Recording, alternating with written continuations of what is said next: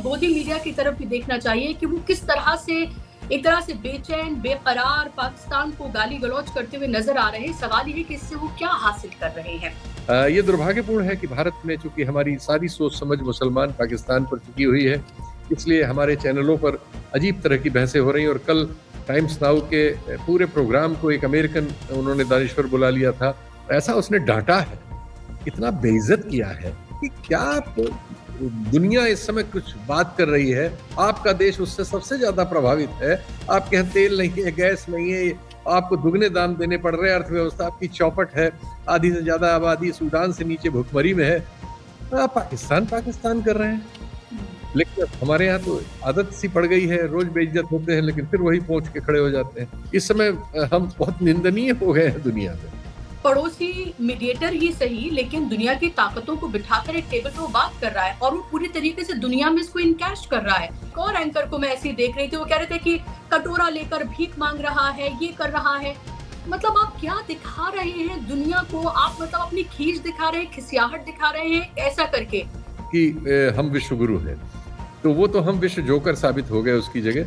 हम जो है वो दुनिया में सबसे बड़ी गरीब आबादी के देश है, ये दुनिया जानती है। भारत के पास नहीं है कुछ, भारत के पास झूठ है, प्रोपेगेंडा, फर्जीवाड़ा है और नफरत है। भारत सिर्फ और सिर्फ इस समय के राजने में नफरत पे जी रहा है। भारत तो चाबहार अपने खर्चे से बना रहा था ईरान के साथ मिलके, वो भी इस समय छोड़ के भगा हुआ है अमेरिका के मारे। ये तो क्या है, हमारी समझ से परे है। ये तो मीडिया है कि इसको क्या कहा जाए। ये तो अपने लोगों का दुश्मन है। ये वो जो कर रहे हैं वो करना चाहिए, भारत नहीं कर रहा है। ये भारत की अजीब स्थिति है। तो हमारी कलई पूरी तरह से खुल गई और वो पूरा जो हमने पर्दा एक डाला था अकल पर, तो वो जब पर्दा हटा और पता लगा कि हम कुछ नहीं थे करते, हमारी कोई हैसियत ही नहीं, हमें कोई पूछता तक नहीं। आज सबकी निगाहें इस्लामाबाद पर टिकी हुई हैं। जी हाँ, आपने सही सुना, इस्लामाबाद पर। क्योंकि इस्लामाबाद अभी एक ऐसा सेंटर बना हुआ है जहां पर दुनिया की पावर्स आज इकट्ठा हो रही हैं। उस दुनिया की पावर्स में क्या ईरान का नाम भी अब शामिल हो गया है? ये भी एक बड़ा सवाल है। और अभी की खबर ये है कि इस्लामाबाद पहुंच गया है ईरान का डेलीगेशन। लगभग ये बताया जा रहा है कि 70 लोगों का ये डेलीगेशन है। गालिबाफ जो है, जो स्पीकर हैं, उन्होंने वो लीड इसको कर रहे हैं। अराक्ची से लेकर तमाम जो अहम लोग हैं वो इस्लामाबाद पहुंच गए हैं। आसिम मुनीर से लेकर शहबाज शरीफ सबने उनको रिसीव किया है। इसमें भी एक मैसेज ईरान ने दिया है। जिस प्लेन से वो आए हैं उस प्लेन में मिनाब की जो बच्चियां जिनको बेरहमी से मारा गया अटैक में, उनकी तस्वीर लेकर वो उसमें आए हैं और उनसे जुड़े सामान भी उसमें मौजूद है। तो एक मैसेज है इसमें भी। दूसरी तरफ ये बताया जा रहा है कि जेडी वेंस के जो लीड कर रहे हैं डेलीगेशन अमेरिका का, वो भी किसी भी वक्त पहुंच सकते हैं ईरान। जो ईरानी मीडिया के हवाले से खबर है वो ये कि ये बातचीत टेबल पर बैठकर आमने सामने नहीं होने जा रही है। एक होटल में होगी लेकिन अलग अलग कमरों में होगी। और इसके साथ साथ पाकिस्तान एक तरह से ना सिर्फ मीडिएशन का सेंटर वैसे होगा, बातचीत का भी एक तरह से फिजिकल भी वो मीडिएशन करता हुआ नजर आएगा। इस सब के क्या मायने हैं, इसको किस तरह से देखा जाए? क्या ये बातचीत का पहला दौर होगा? अगर कामयाबी होती है तो क्या दूसरा तीसरा दौर होते हम देखेंगे? पाकिस्तान क्या अचानक से दुनिया के पटल पर महत्वपूर्ण हो गया है? और भारत आखिर कहाँ खड़ा है? मोदी जी अपनी चुप्पी कब तोड़ेंगे? क्या सिर्फ इलेक्शन की स्प्री पर जिस तरह से वो निकले हुए हैं, उनको ये समझ नहीं आ रहा है कि दुनिया में जो उनकी इमेज है, जो उन्होंने खुद बनाई एक विश्व गुरु की, वो आखिर कहाँ पहुंच रही है? और दूसरा, हमें गोदी मीडिया की तरफ भी देखना चाहिए कि वो किस तरह से एक तरह से बेचैन बेकरार पाकिस्तान को गाली गलौज करते हुए नजर आ रहे हैं। सवाल ये है कि इससे वो क्या हासिल कर रहे हैं? शीतल जी, इस बातचीत से आप क्या उम्मीद लगा रहे हैं? क्या आपको लग रहा है कुछ कंस्ट्रक्टिव निकलता हुआ नजर आ रहा है आपको इससे?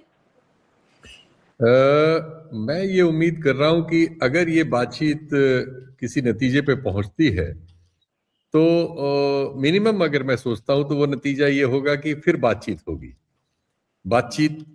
सीज फायर का समय बढ़ेगा और बातचीत के जरिए ही हल होती हैं हमेशा। लड़ाई कितनी भी कर ली जाए, असल फैसला तो टेबल पर ही होता है। तो मुझे लगता है कि कम से कम इतना इसमें हासिल शायद हो। और खराब ये होगा कि बातचीत टूट जाए और फिर लड़ाई झगड़ा शुरू हो जाए, फिर शेखियां शुरू हो जाए जो जारी हैं। जो दोनों तरफ से आ रही हैं। हालांकि ईरान इस मामले में बहुत सभ्य और सुसंगत तरीके से आया है, पहल उसने कभी नहीं की, हमला भी उसी पर किया गया, और जो चीज़ें कही जाती हैं पहले अमेरिका से या इजराइल से या पश्चिम से आती हैं, ईरान फिर उसका एक संयत जवाब देता है। आपने ठीक कहा कि वो आए हैं, लेकिन वो अपने जो इश्यूज हैं उनको सामने रखते हुए आए हैं। वो अमेरिका को शर्मिंदा करते हुए आए हैं कि मिनाज की बच्चियों का, उन्होंने नंबर भी शायद उसमें 165 या 173 जो भी नंबर है वो भी लिखा हुआ है मिनाज ये करके उस जहाज पर, वो लिख के लाए हैं। वो दिखा रहे हैं कि देखिए आपने युद्ध छेड़ा, आपने इस तरह के गलत काम किए, बच्चियों को मारा, एक स्कूल में मारा और लीडरशिप को मारा, और ये गुंडागर्दी है। लेकिन इस समय परिस्थिति ऐसी है दुनिया में कि आपकी गुंडागर्दी पर भी बात करनी पड़ रही है। ईरान उसको इस तरह से पेश करता हुआ बड़े सुसंगत तरीके से हमारे सामने है।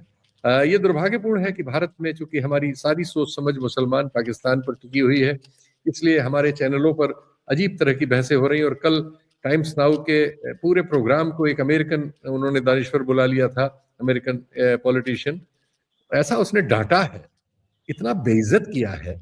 अगर जरा भी शर्म हो, वो वीडियो अवेलेबल है टाइम्स नाउ के प्रोग्राम में, उसने कहा कि क्या दुनिया इस समय कुछ बात कर रही है, आपका देश उससे सबसे ज्यादा प्रभावित है, आपके यहाँ तेल नहीं है, गैस नहीं है, आपको दुगने दाम देने पड़ रहे हैं, अर्थव्यवस्था आपकी चौपट है, आधी से ज्यादा आबादी सूडान से नीचे भुखमरी में है, आप पाकिस्तान पाकिस्तान कर रहे हैं। ये बात हो रही है भाई, बात पाकिस्तान में हो रही, तो इसलिए आपको परेशानी हो रही है, आप उसको लोकल उसमें चीजों को रखे हुए हैं। बात दुनिया की हो रही है और आप सबसे ज्यादा प्रभावित हैं, और आपको लोकल इशू पाकिस्तान क्यों है, पाकिस्तान में क्यों हो रहा है, ये इशू आपके लिए है। तो ये तो पूरा पैनल ही है आपका, और आपके इस एजेंडे को उसने बड़ी बुरी तरह से बेइज्जत किया। लेकिन हमारे यहाँ तो आदत सी पड़ गई है, रोज बेइज्जत होते हैं लेकिन फिर वही पहुंच के खड़े हो जाते हैं। तो हमारे मीडिया से तो भगवान ही बचाए, उसकी तो क्या बात करें। लेकिन देश के लिहाज से ये और दुनिया के लिहाज से ये जरूरी पहलकदमी है, क्योंकि कोई तरीका नहीं है, बात तो करनी ही पड़ेगी। अच्छा हुआ कि चीन के हस्तक्षेप से ईरान, कल ऐसा लग रहा था कि नहीं आएगा, क्योंकि ईरान ने एक स्टैंड ले लिया था उन इश्यूज पर, लेबनान पे पर्टिकुलरली। आप जो डिटेल्स आए उसमें लेबनान भी शामिल है। इजराइल ने शायद ये कहा है कि अगर अमेरिका इस पर कोई चीज तय करता है तो वो उसको मानेंगे। तो बातचीत में तो ये आएगा ही, उनकी ओर से अकाउंट्स वगैरह का आएगा। अमेरिका ज्यादातर लाएगा जिस चीज पे वो जीतना चाहता है। दो ही है उसके इश्यूज, बड़े लेवल पर होर्मुज खुलवाना चाहता है वो, क्योंकि उसके सारे दोस्त south Korea, Japan, Taiwan, Singapore, ये सब इस समय चीख पुकार मचा रहे हैं इस सवाल पर। तो वो इसको रिलीज कर, और यूरोप का भी एक बहुत बड़ा हिस्सा यहाँ पे जाता है। खतरा है कि रेड सी में भी समस्या हो सकती है, बात आगे बढ़ी तो। अगर वो समस्या होगी तो यूरोप तो एकदम सूख जाएगा, बहुत परेशान हो जाएगा, एशिया परेशान है ही है। तो वो इस लिहाज से समझौते की, यही एक चीज है, यही एक लेवरेज है ईरान के पास, जिसकी वजह से वो टेबल पे आने को मजबूर है। लेकिन वो जो जिन चीजों पे दबाव डालना चाहते हैं, होर्मुज खोलने की बात है, दूसरा उनका न्यूक्लियर वाला इशू है, जिसमें वो इजराइल को खुश करना चाहते हैं। क्योंकि इजराइल का लॉजिक ये है, हालांकि वो तो अलग तरह के लॉजिक है, ये भी हो जाएगा तब भी उनके पास लॉजिक बचा रहेगा, लेकिन उनका अभी लॉजिक ये है कि उनको ईरान से खतरा है, ईरान बम बना रहा है, ईरान से खतरा है, ईरान बम बना रहा है। तो ये बात पिछली बार जब ये युद्ध शुरू होने से पहले जो बातचीत हो रही थी, जिसमें आखिरी समय तक ओमान वगैरह शामिल थे और बहरीन शामिल था, और वो लगभग नतीजे पे पहुंच गए थे, लेकिन इसके बावजूद युद्ध हुआ क्योंकि इजराइल का बड़ा दबाव था। इजराइल में नेतन्याहू पे एक क्रिमिनल केस का बहुत दबाव है, और उसकी 9 तारीख से उसकी सुनवाई शुरू हो गई है। वहाँ अपने देश में एप्स्टीन फाइल का दबाव है अमेरिका पर। तो ये बहुत सारे कारक हैं जो मिलजुल के इस परिस्थिति को जिन्होंने जन्म दिया है। लेकिन शेखियां दूसरी तरह की बघारी जाती है, खासकर पश्चिम की ओर से, और उसमें चूंकि धौंस पट्टी बहुत होती है और डराने धमकाने का काम बहुत होता है। ईरान ने साबित किया है कि वो इस सब से डरता नहीं है और धौंस पट्टी में नहीं आता है। लेकिन दुनिया में जो उसके दोस्त हैं, रूस है, चीन है, अभी पाकिस्तान ने एक रोल निभाया है, इनकी भी बात वो सुन रहा है और सभ्यता से उसका प्रतिकार कर रहा है या जवाब दे रहा है। चीजें क्लियर नहीं है तो उसने होर्मुज खोलते खोलते नहीं खोला, पहले उसने भी अनाउंस कर दिया था। तो ये परिस्थिति है। इसमें भारत में एक नागरिक होने के नाते तो हम आशा ये रखते हैं कि भारत चूंकि इस से प्रभावित है, बुरी तरह प्रभावित है, तो हम चाहते हैं कि युद्ध किसी न किसी तरह से सेटल हो, युद्ध न हो, खाड़ी खुल जाए, वहां से तेल गैस जो हमारे यहाँ आता है वो आने लगे, दाम बहुत ज्यादा बढ़ गए हैं, ये कम हो, हमारे खाद की सप्लाई के मामले में बहुत कठिनाई हो जाएगी, उसके प्रोडक्शन में, सप्लाई में, इसलिए उसका जो सिलसिला है वो जारी रहे। कठिनाई तो ऑलरेडी हो गई है, एक शांतिपूर्ण रास्ता निकले और जो जहां गलत है उसको गलत कहा जाए, दुनिया कहे, ज्यादातर दुनिया कह रही है। आश्चर्यजनक रूप से ऐसे देश जो अमेरिका से बुरी तरह से नत्थी हैं, जैसे जापान या कोरिया या ताइवान, इन देशों में ऐसे स्वर आ रहे हैं जैसे स्वर हमारे देश में, हमारे राजनय में नहीं आ रहे, क्योंकि हमारे यहाँ एक अजीब तरह का वातावरण इस समय बना हुआ है। लेकिन जब विदेश नीति पर हम उन चीजों को ले जाते हैं तो हम मूर्ख साबित होते हैं और हमारी बड़ी इस समय हम बहुत निंदनीय हो गए हैं दुनिया में। बात ये बोले शीतल जी, मैं यही सोच रही थी कि इस पूरे इलेक्शन कैंपेन के दौरान अगर आपने मोदी जी की स्पीचेस सुनी हो, हालांकि ईरान और इस पूरे वॉर की सिचुएशन में इलेक्शन पर बहुत कम बात हुई है, तो मैंने नहीं देखा कहीं पर भी कि वो कह रहे हो कि देखिए दुनिया हमारी तरफ देखती है जब कोई परेशानी होती है। वो सारी बातें पूरी तरीके से गायब हो गई हैं। क्या जिस तरह से एक पड़ोसी, आप अपना पड़ोसी नहीं बदल सकते हैं, पड़ोसी मीडिएटर ही सही, लेकिन दुनिया की ताकतों को बिठाकर एक टेबल पे वो बात कर रहा है और वो पूरी तरीके से दुनिया में इसको इनकैश कर रहा है। सडनली इस्लामाबाद पाकिस्तान जो है वो एक सेंटर बनता हुआ नजर आ रहा है, जहां लोग उसको लेके किसी और तरह की बातें किया करते थे। और ये भी कहा जा रहा है कि देखिए चाइना से उनके ताल्लुकात हैं, अमेरिका से हैं, सऊदी अरब से हैं, हालांकि किस तरह के वो एक अलग बात है, लेकिन है, और ईरान से भी है। तो विदेश नीति तो ये कहा जा सकता है कि पाकिस्तान अभी फिलहाल बहुत बेहतरीन निभा रहा है, अगर इनसे ताल्लुकात उसी तरह के हैं। मेरा सवाल ये है, भारत कहाँ खड़ा है? और इसके साथ साथ क्योंकि आप मीडिया पर भी बहुत पैनी नजर गोदी मीडिया पर रखते हैं, वहां जाते भी हैं, उनको आपने स्टडी भी आप करते हैं। मैं कुछ एंकर्स को जिन पे आपने जिक्र किया, एक और एंकर को मैं ऐसे ही देख रही थी, वो कह रहे थे कि कटोरा लेकर भीख मांग रहा है, ये कर रहा है। मतलब आप क्या दिखा रहे हैं दुनिया को? आप मतलब अपनी खींच दिखा रहे हैं, खिसियाहट दिखा रहे हैं, ऐसा करके शांत रहिए कम से कम। If you can do something better, कैसे देख रहे हैं आप इस सबको? फिर मैं हॉर्मूज वगैरह पर आऊंगी आपके पास। बड़ा कॉम्प्लेक्स सवाल आपने बहुत भारी कर दिया। सही कह रही हैं आप। इस समय हम जो एक जुमला बेचते थे विश्व गुरु होने का, और इस तरह का नारा हमारे गृह मंत्री लगाते थे कि दुनिया का कोई मामला बिना मोदी जी से पूछे तय नहीं होता, कोई फैसला उनके बिना नहीं होता। इस तरह के वीडियो हैं जो लोग व्यंग में आजकल इस्तेमाल करते रहते हैं। खुद प्रधानमंत्री जी भी इस सबको खुद ही कहते रहते हैं, कहते रहे थे, मतलब अब तो नहीं कह रहे हैं इस समय। आप सही कह रही हैं। तो और वो जो कि विदेश यात्राओं के जरिए उन्होंने एक रिकॉर्ड बनाया है, इतनी विदेश यात्राएं ऐसे ऐसे देशों में दुनिया में हमारे किसी प्रधानमंत्री ने नहीं की थी जहां जहां उन्होंने कर ली। कुछ ही जगह बची होंगी जो शायद वो अपने अभी कार्यकाल है उनके पास, वो पूरा भी कर लें। तो और उन सब का जो हर चीज को इवेंट बनाने का उनका एक मैकेनिज्म है। पिछले 12 साल मुख्यमंत्री के तौर पर, फिर अब 12 साल से ज्यादा अब यहाँ हो रहा है। तो उस सब से वो स्थिति हमारी जो घोषित की गई थी, जिसपे करोड़ों रुपए खर्च किए गए, शायद अरबों, कि हम विश्व गुरु हैं, तो वो तो हम विश्व जोकर साबित हो गए उसकी जगह। और ये भी साबित हुआ कि भाई हम जो हैं वही हैं। हम जो हैं वो दुनिया में सबसे बड़ी गरीब आबादी के देश हैं, ये दुनिया जानती है। हमारे पास लेवरेज के लिए कुछ नहीं है। इस युद्ध ने साबित कर दिया कि हमारे पास इस दुनिया में हस्तक्षेप करने के लिए कोई लेवरेज नहीं है, कोई चीज नहीं है। ईरान ने हॉर्मुज रोक लिया, लेवरेज है उसके पास। चीन ने रेयर अर्थ रोक लिया, उसके पास लेवरेज है। उसकी इकोनॉमी बहुत बड़ी है, हर चीज है उसके पास। यूरोप में दूसरी चीजें हैं। यूरोप ने अब की अमेरिका को सहयोग नहीं किया, वो लेवरेज उनके पास है। एशिया में जापान और कोरिया के पास अपनी अपनी चीजें हैं, ताइवान के पास अपनी चीजें हैं। भारत के पास नहीं है कुछ। भारत के पास झूठ है, प्रोपेगेंडा है, फर्जीवाड़ा है और नफरत है। भारत सिर्फ और सिर्फ इस समय के राजनय में नफरत पे जी रहा है। वो अपने ही देश के अल्पसंख्यकों से नफरत कर रहा है, धार्मिक आधार पे उसको इनकैश करने की राजनीति में कोशिश करता है। उन्हीं आधारों पे वो विदेश नीति वगैरह में फंस जाता है, क्योंकि दुनिया तो ऐसे नहीं चलती। तो नतीजा ये होता है कि उसका दुनिया की सबसे बड़ी आबादी लेके आप बैठे रहते हैं और आपके पड़ोस में ऐसी चीजें घट रही होती हैं जिसमें आपका कोई रोल नहीं होता। पहले जो बातचीत हुई उसमें बहरीन शामिल था, बहरीन उसका अगुआ था जो पूरी बातचीत हो रही थी। अब जो बातचीत हो रही है पाकिस्तान अगुआ है। पाकिस्तान को एडवांटेज है कि वो ईरान से बॉर्डर्ड है, एक धर्म के मानने वाले हैं, सेक्ट अलग है, और उसके अमेरिका से किस तरह के रिश्ते हैं जो अमेरिका उसको उपयोग करता रहता है, तो वो दोनों जगह अपना एक्सेस यूज कर सकता था। तीसरा, उसने चीन से अपनी ऐसी स्थिति आर्थिक कारणों से बना ली है कि वो चीन के यहाँ भी चला जाता है और वहां से भी जब कोई काम उसका कमजोर हो रहा होता है तो मान लीजिए उसके कहने से ईरानी तैयार नहीं हो रहे थे तो चीन को ले आता है, क्योंकि चीन का लेवरेज है ईरान पर।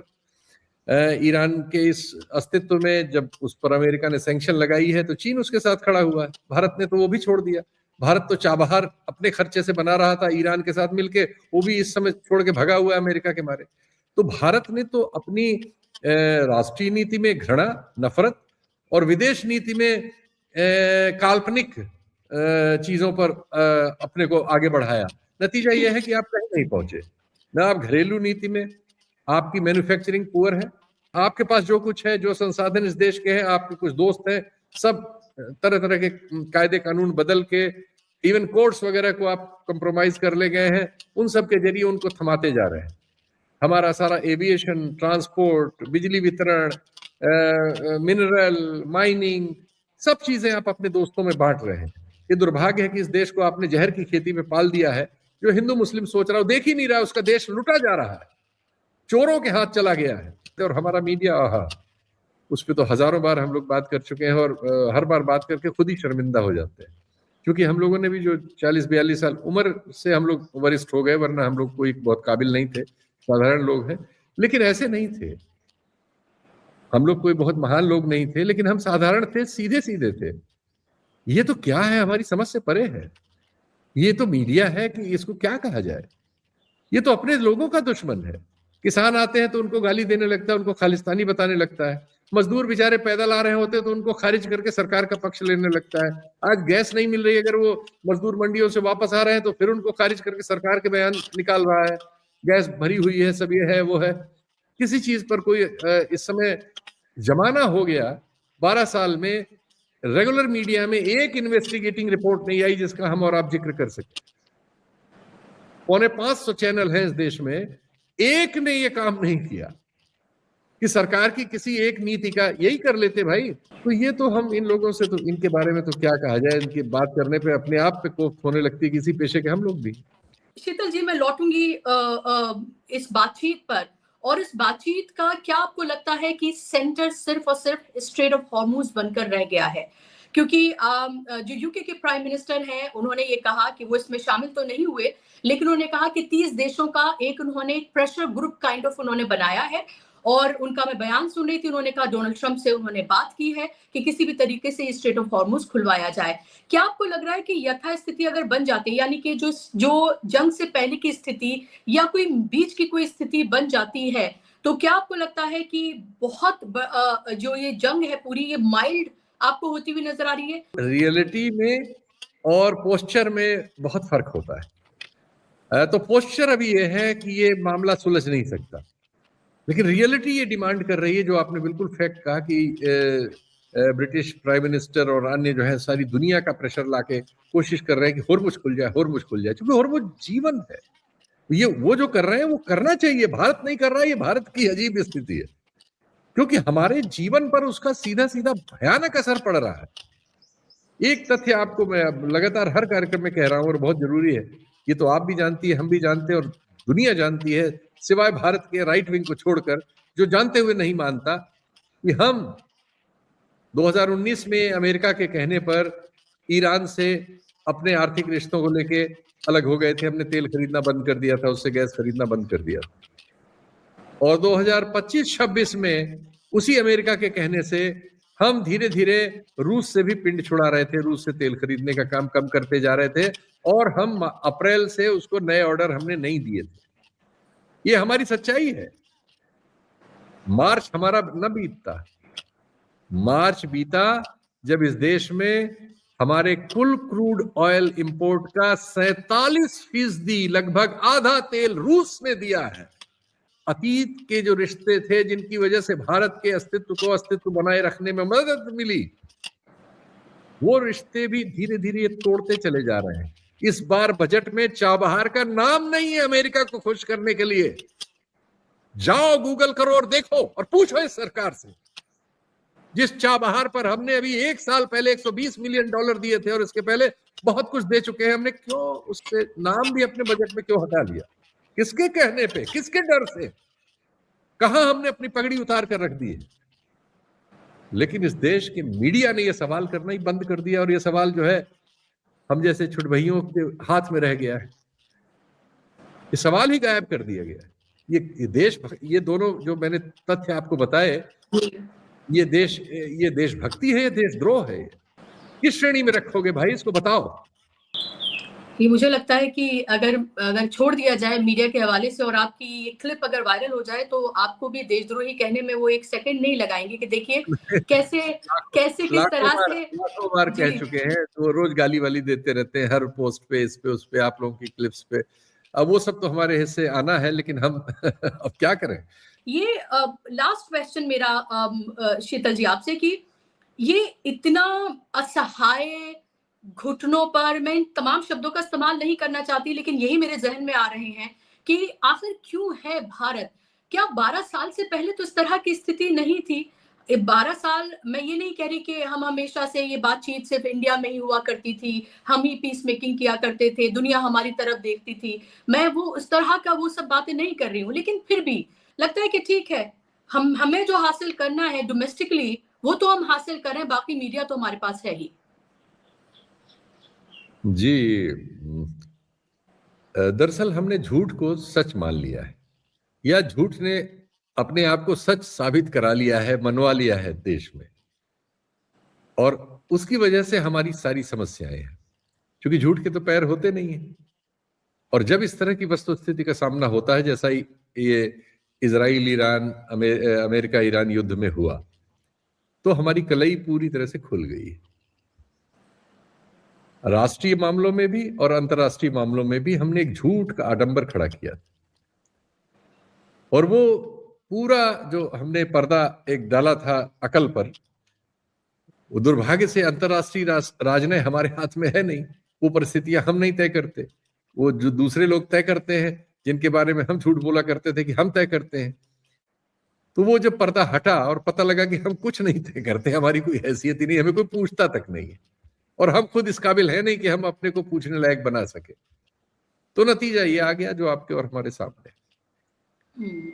और इस दौर में, जिस दौर को लाने के लिए हमारे इस झूठे आडंबर ने बड़े प्रयत्न किए थे, याद कीजिए कि इस पर्दे को रचने के लिए हमारी ही सरकार ने, हमारे ही अगुआ ने नारा लगाया था, अब की बार ट्रंप सरकार।